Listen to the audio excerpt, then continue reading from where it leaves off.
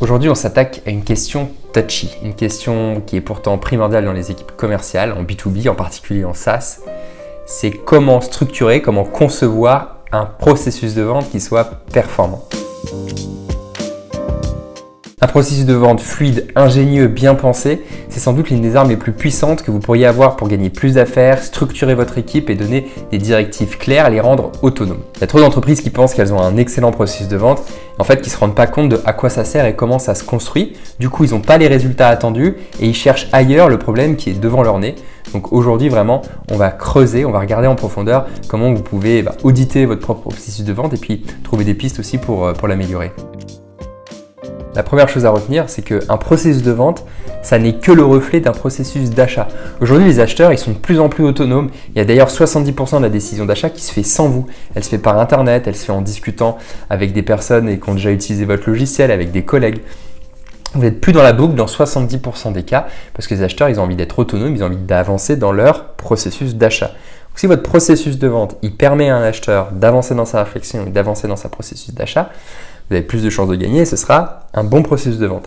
Ça permet aussi de se poser les bonnes questions. Parce que quand je suis face à un acheteur, alors quand je dis acheteur, ça veut dire prospect, je peux répondre à ces questions finalement avant que je lui pose parce que je me serais mis dans ses baskets. Et oui, à l'étape du premier rendez-vous, de quoi le prospect il a besoin, quelles questions il peut bien se poser, qu'est-ce qui est important pour lui à ce moment-là.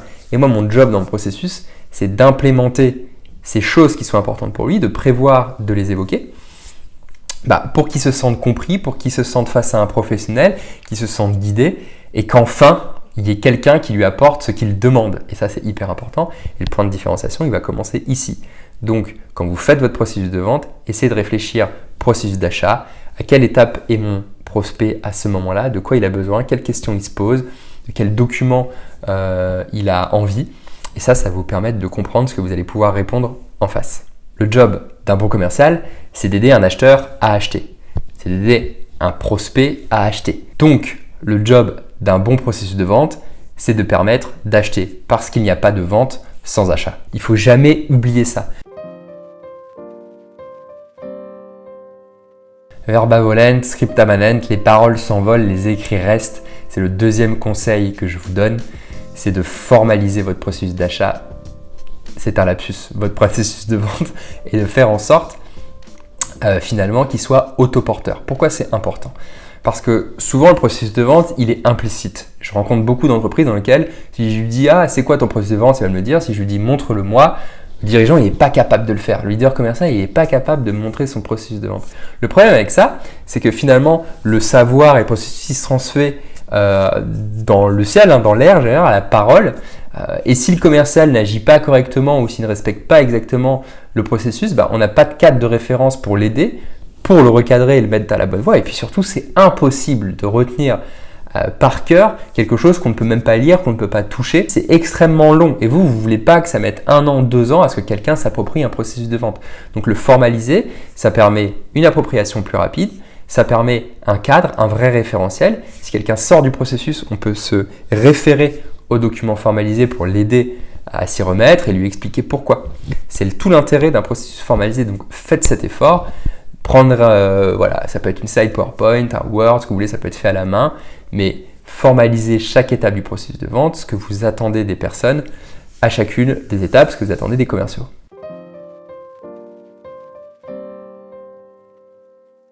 Un processus de vente, c'est bien, mais un processus de vente facile à appliquer, c'est beaucoup mieux. C'est là qu'intervient le troisième de mes conseils, c'est d'outiller, paver le processus de vente d'outils qui vont faciliter son application. C'est hyper important. Si une nouvelle tâche du processus est plus facile à faire que l'ancienne tâche, les comportements vont tous se diriger naturellement vers cette nouvelle tâche. Et les outils, finalement, ils ont cette fonction, ils permettent de faciliter le quotidien. Je donne un exemple très concret. On peut considérer qu'un modèle de proposition commerciale, c'est un outil.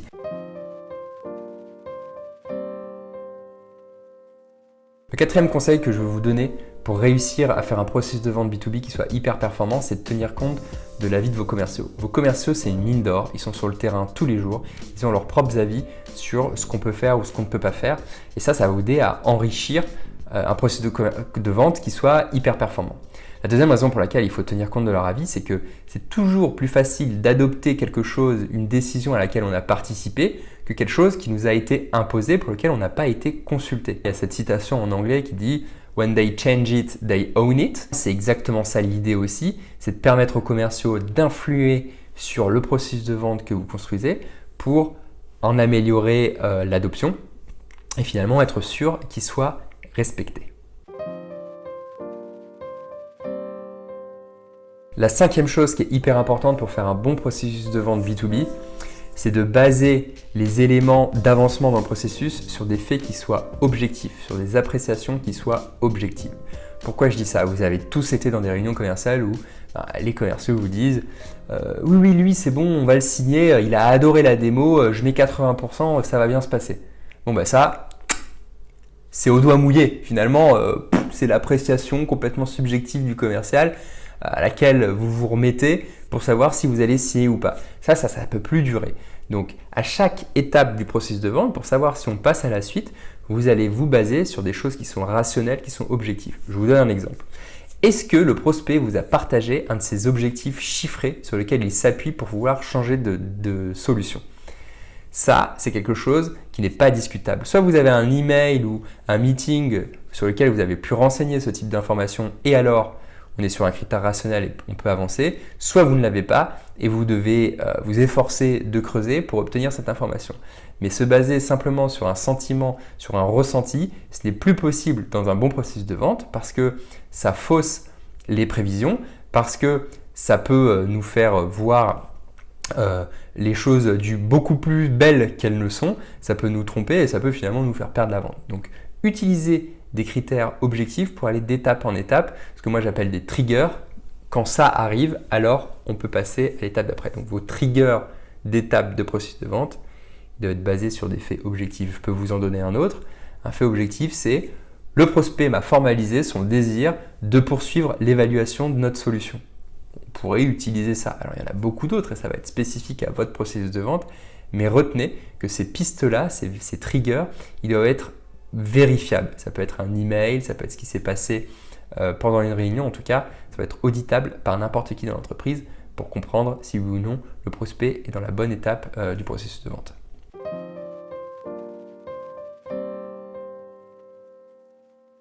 Alors un sixième conseil hyper important, c'est de répercuter la réalité de votre nouveau processus de vente dans votre CRM. Il faut que ce qui est indiqué dans le CRM, que ce soit Salesforce, HubSpot, Pipedrive, peu importe, ce soit aligné avec le processus de vente. Et ça en réalité, je le vois assez peu et c'est hyper dommage parce que d'un côté, on demande aux commerciaux de passer par telle et telle étape et de l'autre, ils ne retrouvent pas ces étapes exactement dans le CRM. Ça peut être un vrai problème.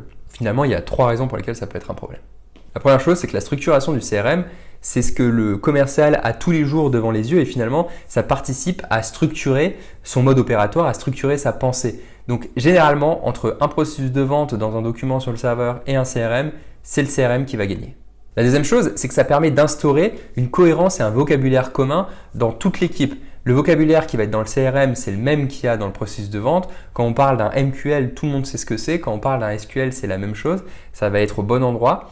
Et du coup, ça crée une fluidité, une évidence qui permet de mieux communiquer, d'avoir les idées beaucoup plus claires sur ses affaires. Et la dernière chose, c'est que s'il fallait choisir entre une bonne vieille habitude d'un CRM et ses différentes étapes et changer avec toute la résistance qui vient après pour le nouveau processus, évidemment, on va rester engoncé dans ces bonnes vieilles habitudes et ça va gêner au changement. Alors que si le CRM change au même moment que le processus de vente, vous facilitez complètement l'adoption.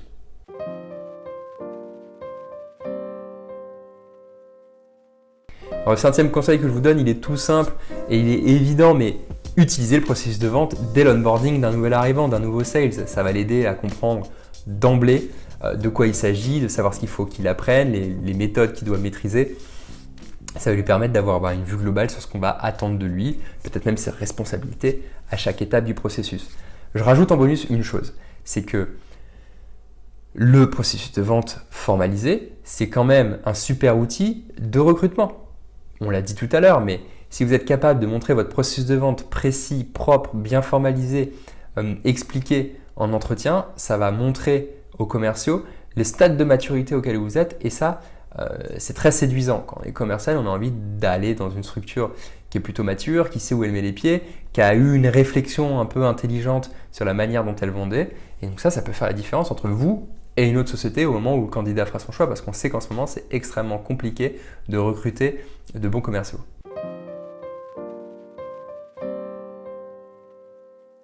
Si vous voulez enfin faire la paix dans cette guerre éternelle, dans cet amour vache qu'il existe entre le marketing et les ventes, le conseil numéro 8 va être hyper utile pour vous. Parce que ce que je vous conseille de faire, c'est de prendre votre processus de vente et de le partager avec leur marketing, de leur expliquer pourquoi vous faites ces choix, de leur expliquer quelles sont vos définitions. Ça va vous permettre de participer à cet fameux alignement entre marketing et vente, faire que tout le monde parle le même langage, comprendre pour le marketing par quelles étapes va passer le prospect jusqu'à la vente. Et ça permet une meilleure collaboration. Et vous remerciez. Qui sait, ils vont peut-être vous donner des bonnes idées pour l'améliorer. En tout cas, ce qui est sûr, c'est que ça va les inspirer pour vous apporter de super leads. Alors allez-y, foncez, partagez votre processus de vente avec le marketing.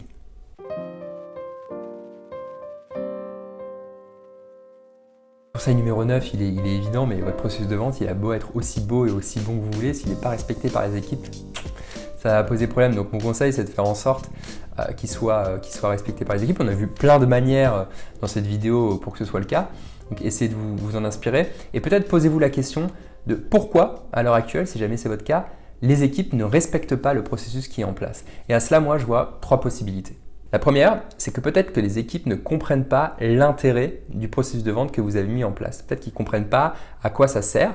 Et ça peut se régler assez facilement. C'est en parler avec eux, leur montrer, leur pitcher ce super processus de vente sur lequel vous avez travaillé. Ça peut leur permettre de mieux comprendre. Et puis à vous, surtout, ça va vous permettre de comprendre à quel moment, sur quel sujet, qu'est-ce qui a bloqué pour qu'ils comprennent l'intérêt de ce document. La deuxième raison possible, c'est que les commerciaux comprennent bien ce que vous avez voulu faire avec ce processus de vente, mais ils ne trouvent pas ça utile, ils n'adhèrent pas, et du coup, évidemment, ils ne le respectent pas. Donc là, il faut essayer de comprendre pourquoi ils ne trouvent pas ça utile, comment eux ils feraient, quels sont les éléments sur lesquels ils ne sont pas d'accord, et tous ensemble, essayer de corriger un peu ces problématiques-là. Et la troisième chose, c'est que ok, ils sont d'accord, ok, ils ont compris, mais ils trouvent ça trop fastidieux. C'est-à-dire que le processus de vente, c'est perçu comme quelque chose de beaucoup trop contraignant par rapport aux bénéfices que ça apporte, et du coup, ils ne le respectent pas. On a vu un des éléments pour régler ça tout à l'heure dans la vidéo, c'est apporter des outils, apporter de la fluidité, donner des astuces, des modèles. C'est comme ça qu'on va fluidifier le processus. Et puis encore une fois, rien ne vous empêche d'aller chercher la solution auprès des principaux intéressés qui sont les commerciaux, alors n'hésitez pas. Et faites en sorte que ce processus il soit respecté par les équipes parce qu'il aura beau être excellent d'après vous, s'il n'est pas respecté, il n'en sera pas plus utile.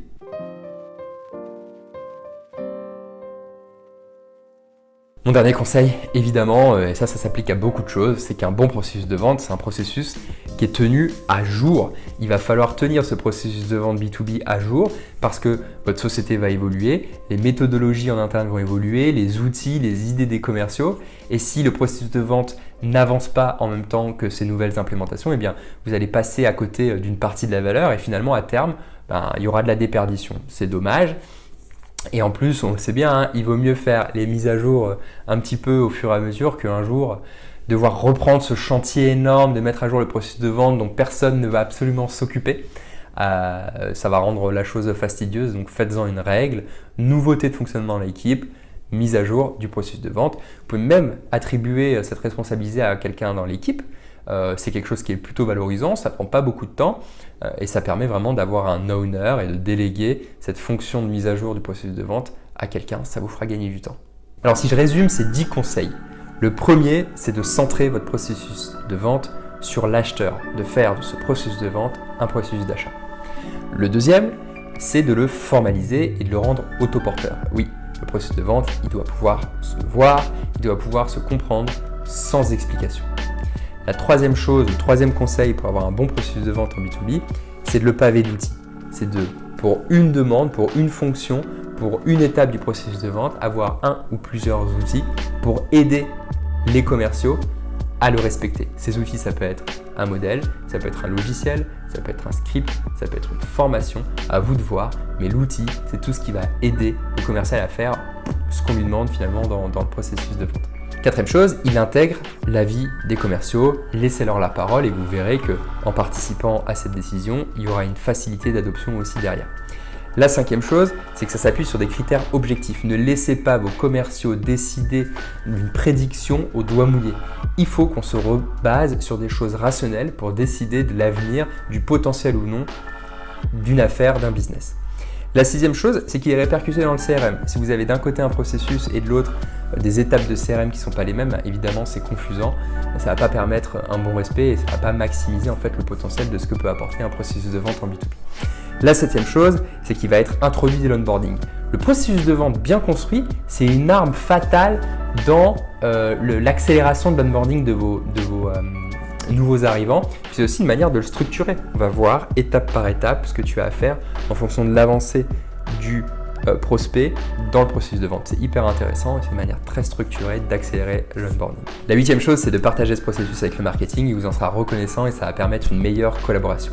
La neuvième chose, c'est de faire en sorte qu'il soit respecté par l'équipe. Si jamais ce n'est pas le cas aujourd'hui, essayez de chercher avec les 3 astuces que je vous ai données pourquoi ce n'est pas le cas. Et si jamais c'est le cas, écoutez, vous êtes en bonne voie pour maximiser le potentiel de votre processus de vente. Et le 10e et dernier conseil, évidemment, c'est de le tenir à jour. N'hésitez pas à déléguer cette fonction dans l'équipe commerciale. Ça fait un super side project à donner à quelqu'un qui a envie de s'investir un peu plus et qui a envie aussi de faire du stratégique. Construire un bon processus de vente en B2B, c'est quelque chose qui peut être assez long et fastidieux, surtout quand on l'a jamais fait ou peu. Et du coup, ça amène beaucoup de questions. Ça peut prendre du temps. Donc moi, ce que je propose aux dirigeants, c'est de les accompagner pour construire ce bon processus de vente qui va à la fois faire gagner plus d'affaires aux commerciaux, mais qui va aussi les rendre autonomes vis-à-vis de leur manager. Et ça, c'est très important. Donc si jamais c'est quelque chose qui vous intéresse, c'est mon job. Je vais vous mettre un lien dans la description. N'hésitez pas à me contacter et puis on pourra regarder ensemble quels sont vos fonctionnements aujourd'hui et ce qu'il est possible de faire pour améliorer votre chiffre d'affaires par commercial. Pour résumer ces 10 conseils, j'ai tout mis dans un PDF que vous pouvez télécharger dans le lien qui est directement dans la description. Ça va vous permettre d'un coup d'œil finalement de vous rappeler les différents éléments qui vous permettent de construire un bon processus de vente B2B. Si ces vidéos vous plaisent, comme d'habitude, je vous suggère de vous abonner parce que j'en envoie une tous les mardis sur la chaîne. Toujours avec le même objectif, vous aider à développer vos ventes, à gagner plus d'affaires en B2B